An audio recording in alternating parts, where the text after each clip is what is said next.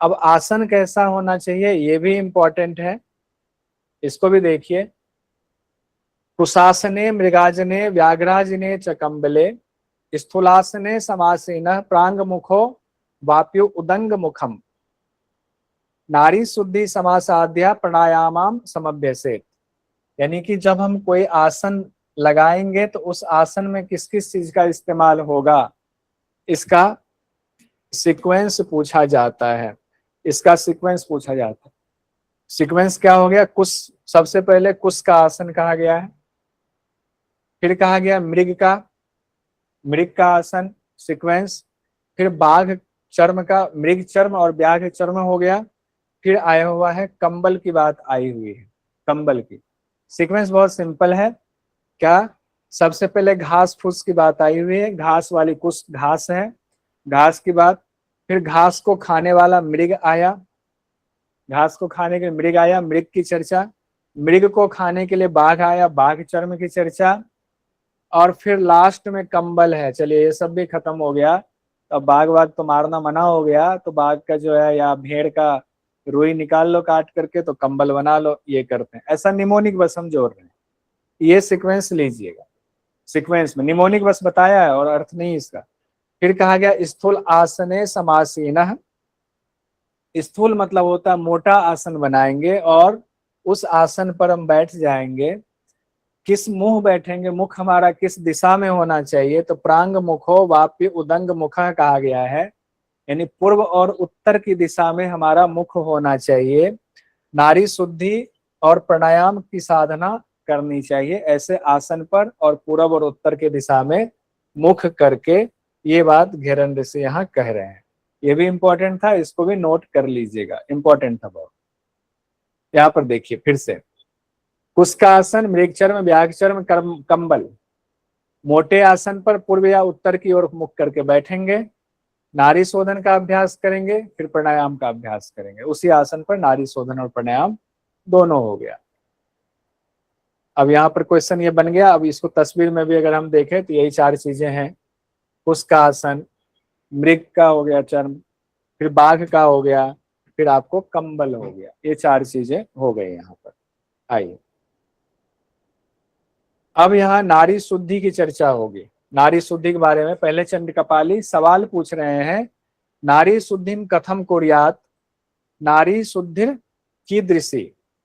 अब कैसे वो सवाल पूछ रहे हैं कि बताइए नारी शुद्धि की आप बात कर रहे हैं, तो हे गुरुदेव नारी शुद्धि का अभ्यास कैसे किया जाएगा, नारी शुद्धि का अभ्यास कैसे करना चाहिए, उसकी चर्चा हो रही है।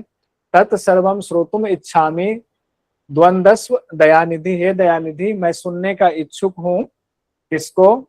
उस नारी शोधन को। तो हमें नारी शोधन के बारे में बताइए। तब घेरन ऋषि नारी शोधन की पूरी विधि बताएंगे।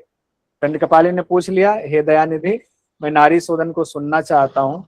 अब यहाँ घेरन ऋषि कह रहे हैं नारी शोधन के बारे में विशेषता बताते हुए कह रहे हैं, मलाकुलासु नारीषु मारुतो नैव गच्छति प्राणायामं कथं सिद्ध्येत तत्व ज्ञानम कथम भवेत तस्माद नारी शुद्धिम आदो प्राणायामम ततो अभ्यसेत। बहुत सिंपल सा, बहुत सीक्वेंस में ऐसे बिठा दिया हुआ है। कहा गया अगर आपके नाड़ियों में मल भरा हुआ है, गंदगी है, जाम लगा हुआ है, तो मारुतो नैव गच्छति, वायु का उसमें संचार ठीक से नहीं होगा, वायु का संचार ठीक से नहीं होगा, नैव गच्छति। और फिर कहा गया जब वायु का संचार ही नहीं होगा तो प्राणायाम की सिद्धि कैसे होगी? नहीं होगी। प्राणायाम कथम सिद्ध्येत, प्राणायाम की सिद्धि नहीं होगी। और प्राणायाम की सिद्धि नहीं होगी, तत्व ज्ञानम कथम भवेत, तत्व ज्ञान कैसे होगा? यानी कि सबसे पहले जो घेरन ऋषि से चंड कपाली जी ने पूछा था, तत्व ज्ञान का जो कारण है घटस्थ योग, ध्यान दीजिए पहला शुरुआत में, तत्व ज्ञान का जो कारण है घटस्थ योग, घटस्थ योग को मैं जानने का इच्छुक हूँ। कहा गया कि जब तुम्हें प्राणायाम ही नहीं होगा, सिद्धि नहीं होगा, तत्व ज्ञान कहाँ से होगा? इसीलिए कहा गया है तस्माद, इसीलिए सबसे पहले नारियों का शोधन करो, आदो शब्द आया हुआ है। और जब नारी शोधन हो जाए तो प्राणायामम प्राणायामम ततो अभ्यसेत, उसके बाद प्राणायाम का अभ्यास करना, उसके बाद प्राणायाम का अभ्यास करना। तो मल से भरी हुई नारियों में प्राणवायु प्रवेश नहीं करती है तो फिर प्राणायाम सिद्ध कैसे होगा, तत्व ज्ञान की प्राप्ति कैसे होगी। इसीलिए पहले नाड़ियों की शुद्धि करनी यानी नाड़ी शोधन करना है, फिर प्राणायाम का अभ्यास करना है। अब नाड़ी शोधन के प्रकार की चर्चा आती है। नाड़ी शुद्धि द्विविधा प्रोक्ता समनु निर्मनु तथा, ये बहुत इंपॉर्टेंट है, बहुत इंपॉर्टेंट, इसको नोट कीजिएगा।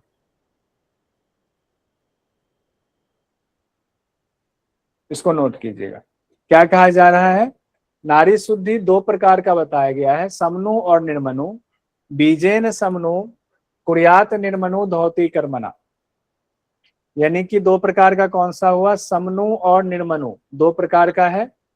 समनु बीज मंत्र के साथ होता है, निर्मनु हो गया धौती कर्म। निर्मनु क्या, धौती कर्म के लिए कहा गया है, निर्मनु धौती कर्म। तो धौती कर्म वाला तो हमने पढ़ लिया हुआ है पहले, धौती घेरन संहिता में बहुत विस्तार में बताया गया है। उससे आपको निर्मनु नारी शोधन होता है, नारियों की शुद्धि उससे भी होती है। अब यहाँ बीज मंत्र से जो है समनु नारी शोधन का की विधि यहाँ पर बताई जाएंगी। तो घेरन ऋषि कह रहे हैं, क्या कह रहे हैं, धौती कर्म पुरा प्रोक्तम, धौती कर्म तो हमने पहले कह ही दिया हुआ है। सट कर्म साधने तथा, सट कर्म साधन के दौरान हमने धौती कर्म की चर्चा आपको बता दी है, निर्मनु नारी शोधन को बता दिया हुआ है। श्रुणुष्व समनु चंड, हे चंड अब तुम समनु नारी शोधन की विधि सुनो जिससे कि नारियों की शुद्धि होती है। समनु नारी शोधन को सुनो जिससे कि नारियों की शुद्धि होती है। अब समनु नारी शोधन की चर्चा आएगा। समनी नारु शोधन की विधि है, उपविश्यासने योगी पद्मासनम समाचरेत, गुरुवादी विन्यासनम कुर्यात छैव गुरु भाषितम, नारी शुद्धिम प्रकुर्वीर्त प्राणायामम विशुद्धये। यानी कि उपविश्यासने, आसन पर बैठिए, और आसन जो ऊपर बताया गया वो आसन बता ही दिया गया चार चीजों का। किस आसन, उस आसन पर कौन सा आसन लगाना है, तो पद्मासन लगाना है, यह ध्यान रखिए। घेरन संहिता के मुताबिक किस आसन में बैठना है, नारी शोधन में तो पद्मासन में बैठना है। गुरु आदि का न्यास करना है, गुरु आदि को नमस्कार करना, गुरु की जो परंपरा होती है, अभ्यास करने से पहले गुरु का ध्यान करना, गुरु का न्यास, उसके लिए न्यास शब्द आया हुआ है। न्यास मतलब ध्यान में लाना है। वैसे षडांग न्यास होता है, मंत्र न्यास होता है, ये चीजें आपको ग्रंथों में दिया हुआ है। जैसे भागवत पुराण वगैरह पढ़ेंगे तो वहां पर ये सब चर्चाएं हैं। तो सिंपल से याद रखिए, गुरु आदि का न्यास करना है, यानी गुरु को ध्यान में लाना है। फिर गुरु ने जैसा कहा हुआ है उसके बाद क्या करना है, गुरु ने जैसा भाषण दिया हुआ, भाषण मतलब भाषित मतलब जैसा बोला हुआ है उस अभ्यास के बारे में, उसके हिसाब से नारी शुद्धि का अभ्यास करेंगे। उससे क्या होगा, प्राणायाम भली प्रकार से हो पाए, ताकि प्राणायाम भली प्रकार से हो पाए। अब कैसे है पूरी विधि यहाँ पर बताई जा रही है। वायु बीजम ततो ध्यात्वा धूम्र वर्णम स तेजसम, चंद्रेन पूर्येद वायु बीजम षोडशके सुधि, चतुष्टया मात्राया च कुंभके नैव धार्येत, द्वात्रिंशन मात्राया वायुम सूर्य नाड़िया च रेचयेत। बहुत सिंपल है, इसमें दो तीन चीजों का हमें ध्यान रखना है। पहले कहा जा रहा है वायु बीज मंत्र का ध्यान करना है, तो धूम्र वर्ण के समान तेज युक्त वायु बीज मंत्र का ध्यान करते हुए, जाप करते हुए, ध्यान करते हुए बाई नासिका से चंद्रेन पूर्येद वायु पूरक करना। कितनी मात्रा में, षोडश सिद्धि कहा गया है, यानी पहले जो लेना है पूरक करना है 16 मात्रा में। लेकिन ध्यान रखिएगा वायु बीज मंत्र धूम्र वर्ण के समान कहा गया, धूम्र वर्ण के समान की बात आई हुई है। वायु बीज मंत्र किनका हैंडरेज है, रुक जाइएगा सरिता जी, ठीक है। फिर कहा जा रहा है 64 मात्रा में चतुष्टया मात्राया कुंभक करना, 64 मात्रा में कुंभक करना है। और फिर कहा जा रहा है 32 मात्रा में रेचक करना है। लेकिन जो रेचक करना है वहां आया हुआ है सूर्य नाड़िया, सूर्य नाड़ी से रेचक करना है, ध्यान दीजिएगा। यानी पूरक करना है 16 मात्रा में, पहले सिर्फ मात्रा देखें, 64 में धारण करना है, और 32 मात्रा के साथ में वायु को पिंगला नाड़ी से, दाहिनी नाड़ी से निकाल देना है। यानी इड़ा से लेना है, कुंभक करना है और पिंगला से निकाल देना है। इस दौरान ध्यान क्या रखना है, धूम्र वर्ण के समान तेज युक्त वायु बीज का मंत्र का जाप करते हुए, ध्यान करते हुए। अब यहाँ पर जाप करते हुए तो मानसिक जाप चलेगा यहाँ पर। उसके बाद कहा गया है, अब दूसरी बात जो है बहुत इंपॉर्टेंट है, दो बात का ध्यान रखिएगा। उत्थाप्य अग्नि नाभि मूलात ध्यायेत तेजो अग्नियुतम वहनी बीज षोडशेन सूर्य नाड़िया च पूर्येत। अब राइट से छोड़ा हुआ है तो जहां से छोड़ा वहीं से शुरुआत करेंगे। तो 16 मात्रा से सूर्य नाड़ी से लेंगे तो सही, लेकिन दो बीज मंत्र की चर्चा आई हुई है। पहली बात आई हुई नाभि मूल से अग्नि को ऊपर उठाने की चर्चा आई हुई है। नाभि मूल से तेज युक्त अग्नि को ऊपर उठाना है, अग्नि बीज मंत्र का ध्यान करने की बात आई हुई। इसका मतलब अग्नि बीज मंत्र का ध्यान करना है, अग्नियुतम शब्द कहा गया है। और फिर कहा गया तब 16 मात्रा से सूर्य नाड़ी से पूरक करें, वहनी बीज कहा गया है। वहनी शब्द जैसे है वैसे नाभि आ गया, नाभि से उठाते हुए वहनी। पहले वायु बीज मंत्र था पूरक में, रेचक में कुछ भी नहीं था, फिर जब राइट से पूरक कर रहे हैं तब वहनी बीज मंत्र की चर्चा आ रही है। एक बार पूरक में वायु बीज मंत्र है, दूसरी बार पूरक में वहनी बीज मंत्र है, वो भी नाभि से ऊपर उठाने की चर्चा हो रही है। और फिर उसी तरीके से 64 मात्रा से कुंभक करेंगे और फिर 32 मात्रा से कहा गया है रेचक कर देंगे शशि नाड़िया से। शशि नाड़िया मतलब लेफ्ट यानी चंद्र नाड़ी से, चंद्र नाड़ी मतलब इड़ा नाड़ी यानी कि बाई नासिका से। शशि शब्द का ये अर्थ है, शशि शब्द मतलब बाई नासिका से रेचक कर देंगे। फिर से कहा जा रहा है, अब यहां तीसरी बात ध्यान देने वाली है। दो बार जब हमने पूरक किया हुआ है तो एक बार वायु बीज मंत्र, एक बार अग्नि बीज मंत्र, दोनों बीज मंत्र प्लस बीज मंत्र जिससे जुड़ा हुआ है उसका ध्यान करना है। तीसरी बात आई हुई है नासाग्रे सस ध्री बिंबम ध्यात्वा ज्योत्सना समान्वितम हम बीज षोडशे नैव एडिया पूर्येन मरुत।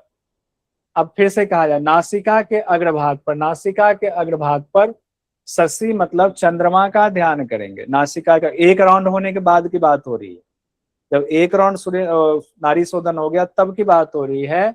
नासिका के अग्रभाग पर, नासिका है इसके अग्रभाग पर चंद्रमा का ध्यान करेंगे। नासिका के अग्रभाग पर ज्योत्सना समान, ज्योति के समान चंद्रबिंब का ध्यान करेंगे। ज्योत्सना समान मतलब चांदनी से समन्वित, ज्योत्सना ज्योति से संबंधित चंद्रबिंब का ध्यान नासिका के अग्रभाग पर करेंगे। फिर हम बीज मंत्र के साथ में, हम बीज मंत्र के साथ में 16 मात्रा में इड़ा नाड़ी से पूरक करेंगे। हम बीज मंत्र के साथ इड़ा नाड़ी से, फिर चूंकि इड़ा पे छोड़ा था इड़ा से ही पूरक करेंगे, लेकिन वहां पर मामला थोड़ा सा अलग हो गया, बीज मंत्र भी अलग हो गया है। ध्यान क्या करना है नासिका के अग्रभाग पर चंद्रमा का, वो भी अलग हो गया है। फिर चतुष्षष्ठया मात्रया च वम बीज मंत्र, अब यहाँ पर वम बीज मंत्र धारियत हो गया। वम बीज मंत्र किसका है, वम बीज मंत्र किसका है, वम बीज मंत्र कोई बताएंगे? स्वाधिष्ठान चक्र का, मूलाधार। तत्व की बात कर रहा हूं, कौन से तत्व आएंगे? जल तत्व, वायु का जल तत्व, जल तत्व आएगा, जल तत्व की चर्चा हो रही, ठीक है, जल तत्व की चर्चा हो रही है। 64 मात्रा में वम बीज मंत्र यानी जल तत्व का धारण करने की बात कही गई है। और उसके लिए देखिए यहाँ शब्द भी आया हुआ है अमृतम प्लावितम ध्यात्वा नारी धौतिर विभावयेत द्वात्रिंशेन लकारेण, अब यहाँ लकार द्वात्रिंशेन लकारेण दृढ़म भाव्यम विरेचयेत। अब यहाँ अमृतम प्लावितम क्यों? क्योंकि यहाँ पर हमने जल तत्व की चर्चा की है।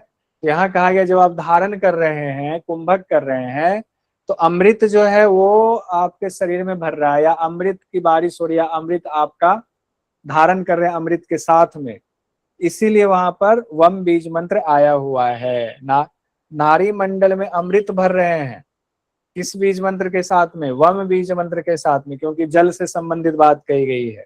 हम ये कहेंगे वहां पर ध्यान हमारा क्या होगा, नारी धोती में विभावयेत, यानी कि नारियां धोती मतलब सफाई हो रही, नारियां साफ हो रही है, अमृत भर रहा है नारियों में सफाई के साथ साथ। यहाँ कुंभक कंप्लीट हुआ, उसके बाद फिर 32 मात्रा में द्वात्रिंसेन, 32 मात्रा में लम बीज मंत्र। यह लम बीज मंत्र किसका है, पृथ्वी तत्व का हो गया। लम बीज मंत्र लकारेन दृढ़ भाव्यम विरेचियेत, लकार बीज मंत्र का भाव करते हुए विरेचन कर देना है, यानी कि वायु को बाहर निकाल देना है, रेचक कर देना है। फिर से देखिए, दूसरे राउंड में 64 मात्रा से वम बीज मंत्र से कुंभक करेंगे, नारी मंडल में अमृत भर रहे हैं, नारियां शुद्ध है रही है, ऐसा भाव करेंगे। फिर कहा गया लकार बीज मंत्र यानी पृथ्वी बीज मंत्र के साथ में 32 मात्रा से रेचक कर देंगे। आइए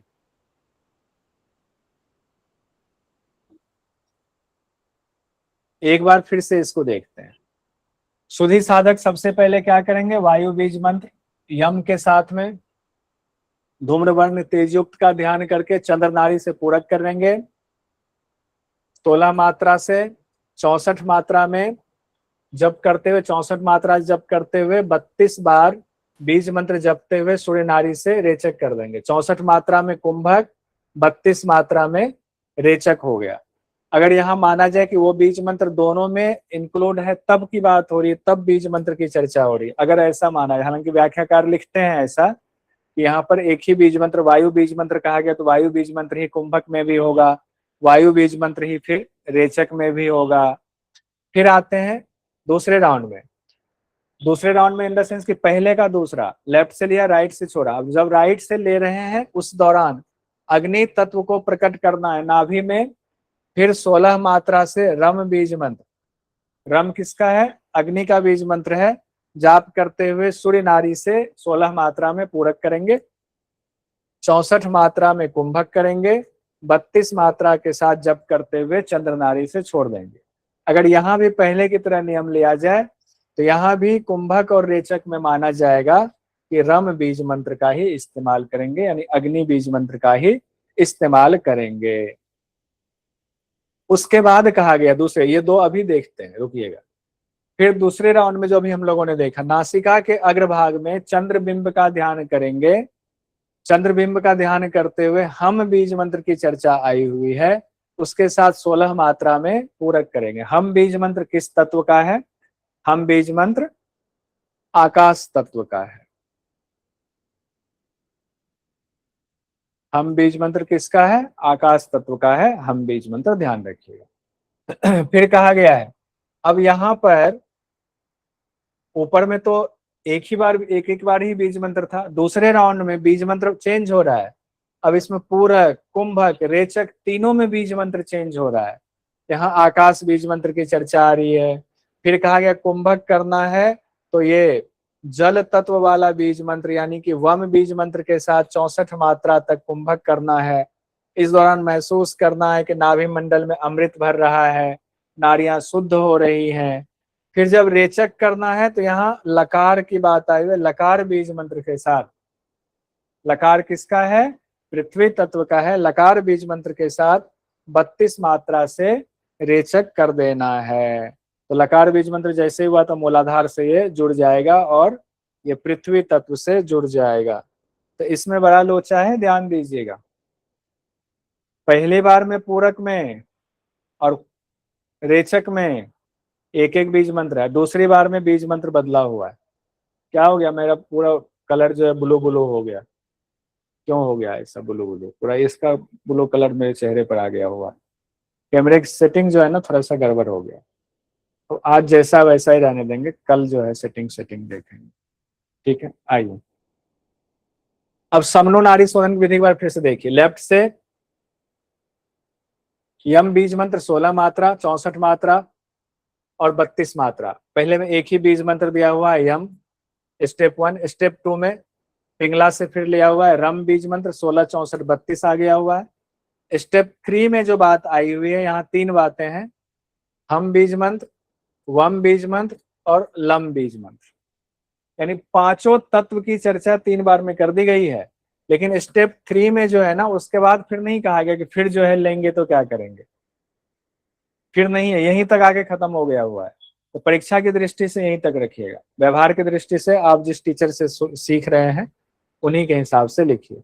अच्छा, बिहार स्कूल ऑफ योग की किताब में ठम लिखा हुआ है, ठम गलत है, वो टाइपो है, हम ही होगा, ठीक है, हम ही लीजिएगा। अब यहाँ पर घेरन ऋषि कह रहे हैं, एवं विधाम नारी शुद्धि कृत्वा नारी विशोधयेत। जब इस विधि से आपने नारी शोधन का अभ्यास किया और नारी को शोधन कर लिया, नारी शोधन होने के बाद दृढ़ो भूत्वा आसनम कृत्वा, अब जब आप दृढ़ हो गया नारी शोधन, तो आसन का अभ्यास करने के बाद प्राणायाम का अभ्यास कीजिए। यानी आसन में स्थित होकर के फिर प्राणायाम के लिए कहा गया, आसन में स्थित हो जाइए, फिर प्राणायाम का अभ्यास कीजिए। नारी शोधन हो गया, करने के बाद स्थिर आसन में बैठ जाएंगे, फिर प्राणायाम का अभ्यास करेंगे। अब यहाँ प्राणायाम हम लोग कल देखेंगे, जो 8 कुंभक की चर्चा है वो हम लोग कल देखेंगे।